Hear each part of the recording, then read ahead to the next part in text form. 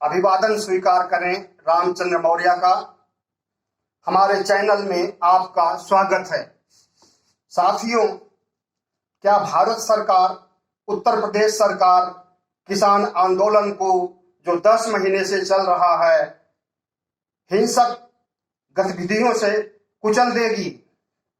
क्या हमारे संवैधानिक अधिकार को, किसानों के संवैधानिक अधिकार को, धरना देने के अधिकार को, आंदोलन करने के अधिकार को भारत सरकार और उत्तर प्रदेश सरकार कुचल देगी?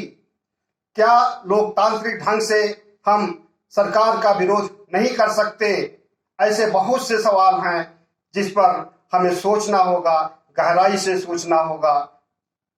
साथियों, आज लखीमपुर में जो कुछ हुआ वो बहुत ही दुर्भाग्यपूर्ण है। भारत के इतिहास में किसी भी आंदोलन के साथ ऐसा नहीं हुआ था आज तक कि मंत्री और मंत्री के बेटे किसान आंदोलनकारियों के ऊपर अपनी गाड़ी चढ़ा करके 6 से अधिक किसानों को कुचल दें और 10 से 15 किसान घायल हो जाएं। ऐसे में हमें सोचना होगा कि हमारा देश, हमारी सरकार किस तरफ आगे बढ़ रही है, वो किस तरह से आंदोलन को कुचलने के लिए हिंसा का सहारा ले रही है। बुद्ध और महात्मा गांधी के देश में हिंसा का कोई स्थान नहीं है, लेकिन बुद्ध और गांधी को नजरअंदाज करते हुए भारत सरकार और उत्तर प्रदेश सरकार ने आज जो कारनामा किया है वह घोर निंदनीय है, भर्त्सना करने के काबिल है। पूरे देश में शोक की लहर छा गई है। देशवासी हताश हैं, निराश हैं, परेशान हैं कि हमारे किसानों के साथ, हमारे अन्नदाताओं के साथ ऐसा दुर्व्यवहार, ऐसा घृणित कार्य क्यों किया जा रहा है? क्यों भारत सरकार, क्यों उत्तर प्रदेश सरकार उनका जान लेने पर तुली हुई है? उनकी मांगे तो मानी नहीं जा रही हैं, उनके आंदोलन को खत्म नहीं किया जा रहा है, 3 काले कानूनों को वापस नहीं लिया जा रहा है, एमएसपी पर गारंटी नहीं दी जा रही है, अलबत्ते उनकी मौत को तमाशा बनाया जा रहा है, उनकी मौत सरेआम की जा रही है। साथियों, आज राष्ट्रीय संकट है और इस राष्ट्रीय संकट की घड़ी में हम तो यही किसानों से आग्रह करेंगे, निवेदन करेंगे कि सरकार हो जाए हिंसक, लेकिन आप हिंसक नहीं बनिए। आप बुद्ध और गांधी के रास्ते पर चलिए, आपका आंदोलन एक दिन सफल होगा। उनकी हताशा और हिंसक की कार्यवाहियां ही बताती हैं कि वो अंदर से कितना टूट चुके हैं।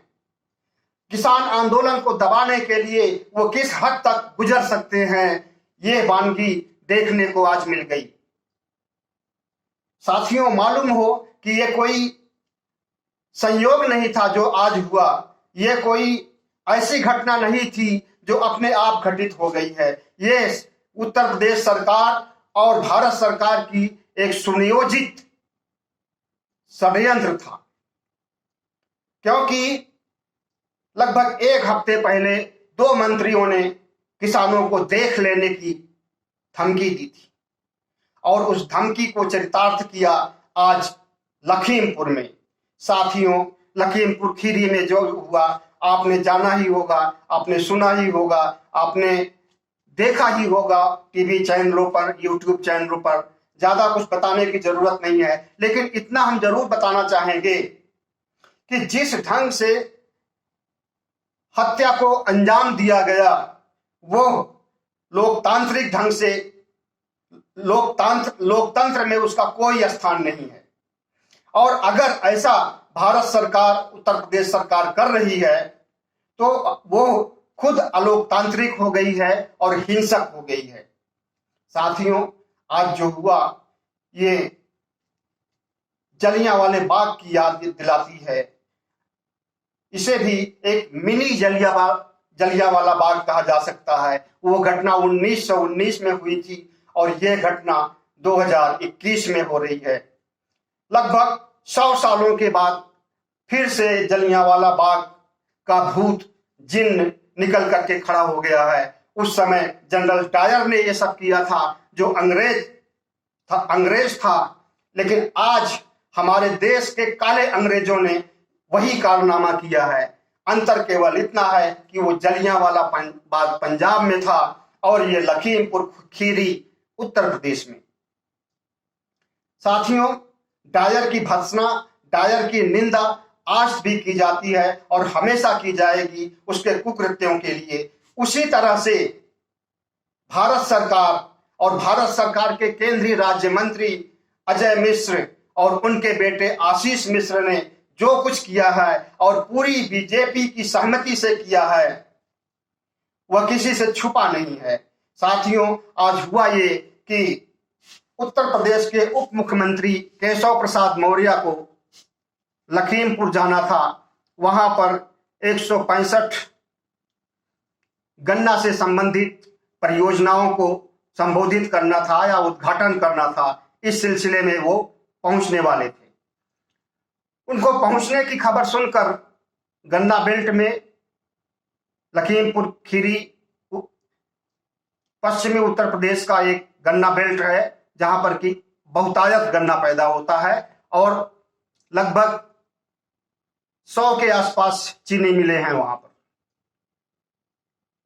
नहीं, 119 मिले पूरे उत्तर प्रदेश में हैं और लगभग 45-50 गन्ना मिले हैं लखीमपुर खीरी में।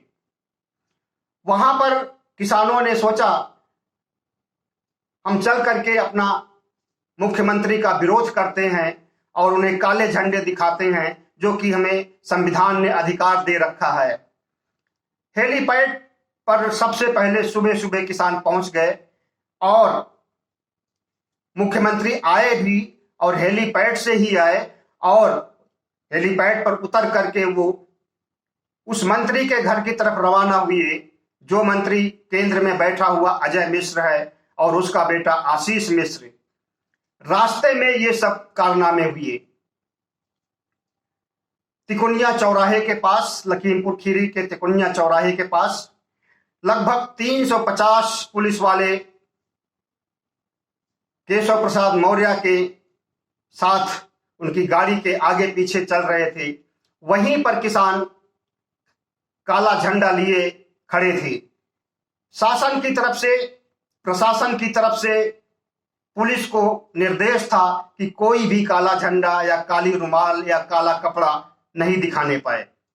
बस क्या था, जब केशव प्रसाद मौर्य का लश्कर वहां से गुजरने लगा, उसी समय किसानों ने काला झंडा दिखाना चाहा और इस पर पुलिस वाले हमलावर हो गए किसानों के ऊपर। और इसी बीच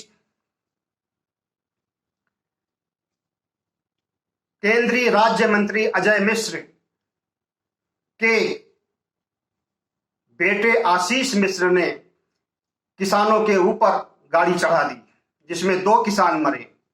गाड़ी पलटने से भी 2 किसान मरे और सिर्फ इतना ही नहीं, आशीष मिश्रा की गोली से भी 1 किसान मरे। कुल 6 किसानों की मौत हुई, जबकि गोदी मीडिया दिखा रहा है कि 4 किसान मरे हैं और 4 बीजेपी के लोग मरे हैं।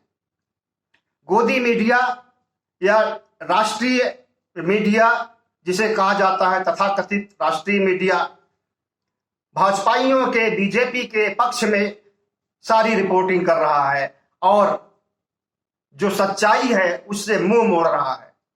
साथियों, आपको तो पता ही है कि गोदी मीडिया बिक चुका है और उसको ये दिखाने के लिए ही रखा गया है, गोद में बैठाया गया है। लेकिन यूट्यूब और सोशल मीडिया तो बिका नहीं है और ना कभी बिकेगा। उसने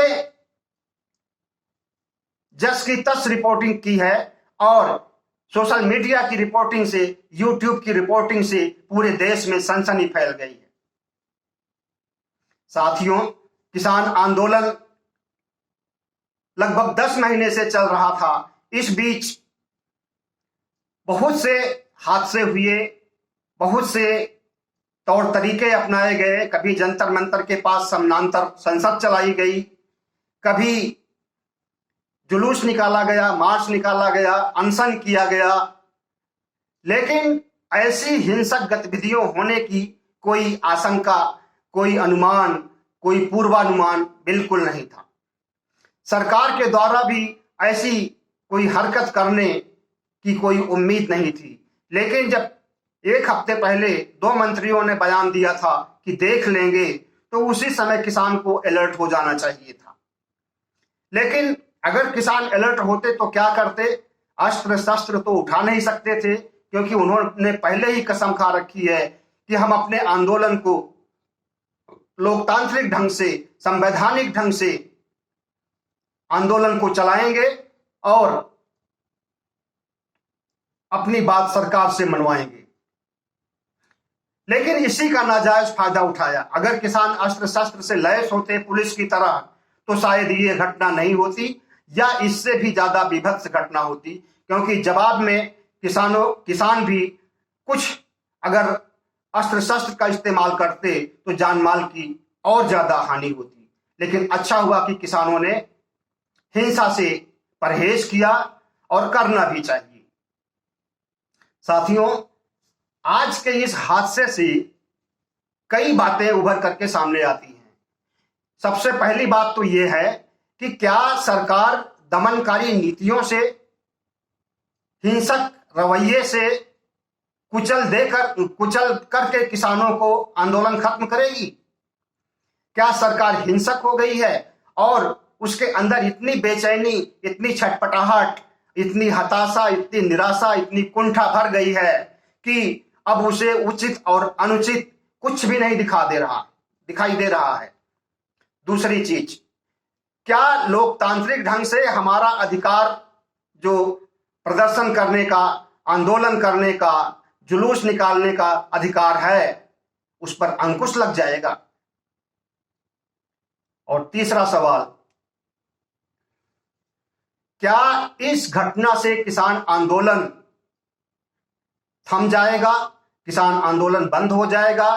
किसान डर करके, मौतों से डर करके अपने घरों पर चले जाएंगे, वापस लौट जाएंगे?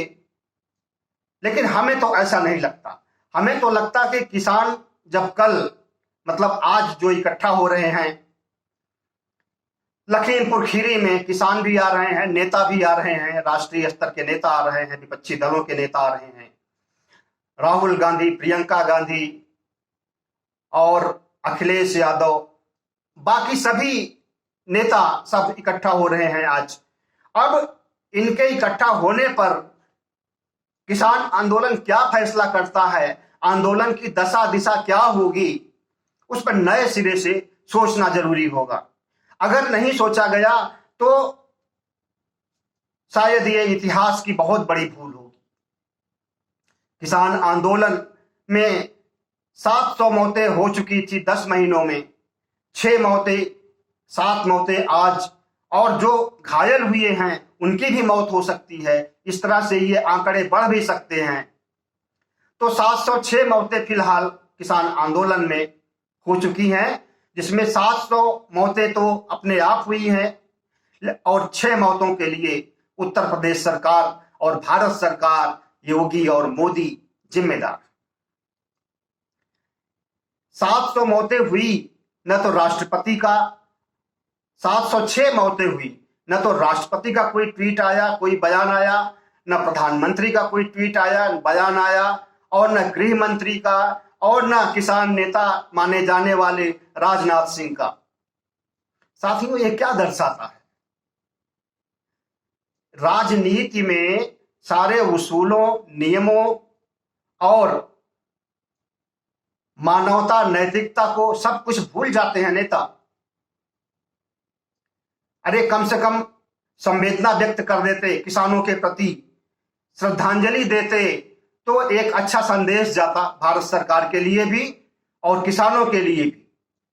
एक नैतिक आधार पर अगर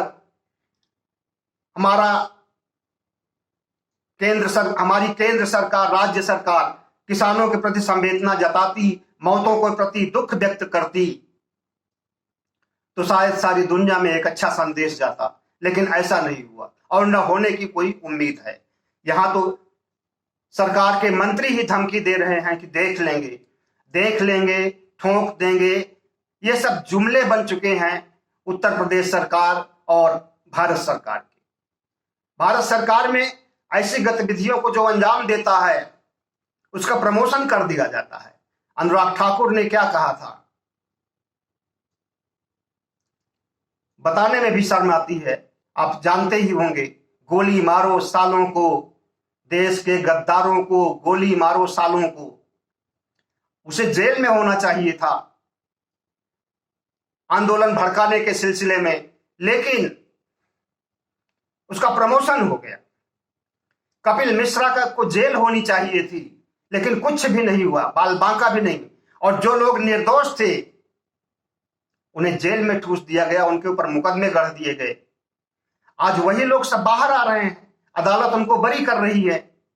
तो सरकार की ये अहिंसावादी नीति और एक घटिया राजनीति आज से नहीं है, सालों से है। जब 2014 से है, जब से मोदी सरकार अस्तित्व में आई है, तभी से लोकतंत्र की धज्जियां उड़ाई जा रही हैं, संविधान की धज्जियां उड़ाई जा रही हैं। यहां तक कि सुप्रीम कोर्ट के 4 न्यायाधीशों को सड़क पर उतरना पड़ा और उन्होंने भी कहा कि लोकतंत्र की हत्या हो रही है। अब भले ही उसमें से एक को मुख्य न्यायाधीश बना दिया जाए और सरकार के कहे के अनुसार वो काम करे और बाद में उसे राज्यसभा में भेज दिया जाए। खैर, ये तो बहुत हो चुका है इस पर। आज हमें देखना है कि जो हिंसा कल हुई है,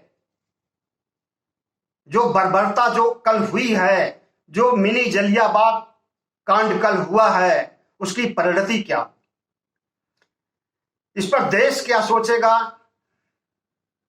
किसान क्या सोचेंगे और आतताई सरकार के लोग क्या सोचेंगे। क्या सरकार के लोग, सरकार में बैठे लोग जो किसानों को मवाली, आतंकवादी, खालिस्तानी कहते हैं, वो इस कुकृत्य के लिए माफी मांगेंगे?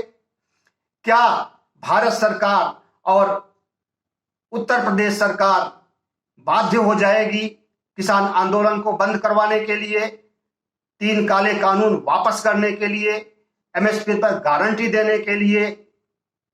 ये तो आज दिन भर में डिसाइड हो जाएगा, निश्चित हो जाएगा। लेकिन इस हिंसक गतिविधियों से जो संदेश निकल करके आता है, उससे तो यही लगता है कि अब भारत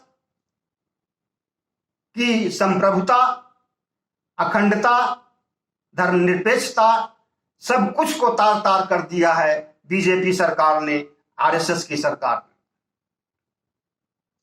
हिंदू राष्ट्र बनाने चली थी और हिंदू राष्ट्र तो नहीं बन सका, लेकिन एक हिंसक गतिविधियां करके दुनिया के देशों में अपनी नाक जरूर कटवा ली है। साथियों, हमें सोचना होगा, हमें कोई निर्णय लेना होगा कि हम सरकार के साथ हैं या किसान आंदोलन के साथ हैं।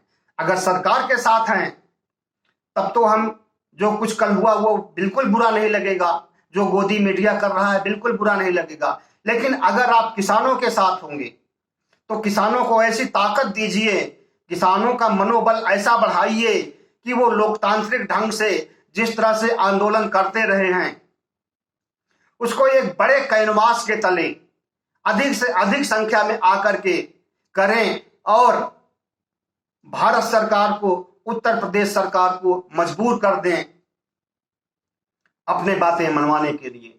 साथियों, सबको पता है कि उत्तर प्रदेश का चुनाव 4 महीने में होने वाले हैं। अब इस आंदोलन का क्या असर पड़ेगा उत्तर प्रदेश सरकार पर या उत्तर प्रदेश के चुनाव राजनीति पर, इन हिंसक गतिविधियों का क्या असर पड़ेगा चुनाव की राजनीति पर, वो तो देखने की बात है। लेकिन हमें यह लगता है कि उत्तर प्रदेश सरकार ने जो उसकी बची खुची साख थी उसको भी खत्म कर दिया। अब उत्तर प्रदेश सरकार को कोई नहीं बचा सकता है, क्योंकि इन हिंसक गतिविधियों से पूरा देश स्तब्ध है, पूरा देश निराश है, पूरा देश परेशान है और पूरा देश मोदी विरोधी, बीजेपी विरोधी हो जाएगा। इसकी आंच, लखीमपुर खीरी की आंच न सिर्फ उत्तर प्रदेश सरकार को गिराने तक सीमित रहेगी, बल्कि यह लोकसभा चुनाव को भी प्रभावित करेगी। साथियों, भारत में किसान आंदोलन कोई पहली बार नहीं हो रहा है, पहले भी हुए हैं। गांधी जी ने बहुत सारे आंदोलन किए हैं किसानों के पक्ष में। स्वामी सहजानंद ने भी आंदोलन किया है, अन्ना हजारे ने भी आंदोलन किया था और उस आंदोलन से कांग्रेस सरकार का पतन हो गया और वो सिमट करके छोटी सी इकाई बन गई। साथियों, क्या आज का किसान आंदोलन इसी प्रकार से मोदी सरकार को नेस्तनाबूद करके उसके मंसूबों को, आरएसएस के मंसूबों को मटिया मेट कर देगा? यह देखने की बात है। और आंदोलन में शामिल हुए या मारे गए मृतकों के प्रति श्रद्धांजलि देता हूं और यह उम्मीद करता हूं कि उनका बलिदान व्यर्थ नहीं जाएगा। किसानों के ऊपर गाड़ी चढ़ने से 4 किसानों की मौत हुई है, जिसमें नवतार सिंह 60 साल के थे, लवप्रीत सिंह 20 साल के थे, दलजीत सिंह 35 साल के थे और गुरविंदर सिंह 19 साल के थे। विदेशी मीडिया बीबीसी ने भी इन मौतों को प्रमाणित किया है, लेकिन गोदी मीडिया ये सब बताने को तैयार नहीं है, क्योंकि वो बिकी हुई है और बिकी हुई मीडिया कभी सच्चाई का बयान नहीं कर सकती। बहुत बहुत धन्यवाद साथियों। अगर हमारा वीडियो, हमारे विचार आपको अच्छे लगे हों तो हमारे चैनल को सब्सक्राइब कीजिएगा, लाइक कीजिएगा, शेयर कीजिएगा। इससे हमें बहुत ताकत मिलेगी। धन्यवाद।